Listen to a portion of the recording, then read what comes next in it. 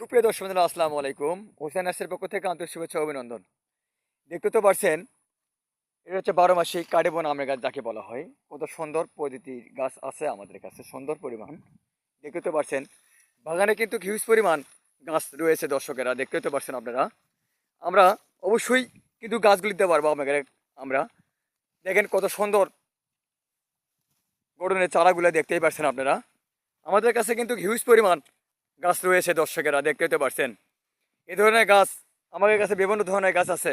চাইলে চাইলে কিন্তু অবশ্যই নিতে পারবেন দর্শকেরা, দেখতে হতে পারছেন আপনারা। দেখেন এখানে অনেক অনেক প্রজাতির আছে আমার কাছে আছে, দেখছেন।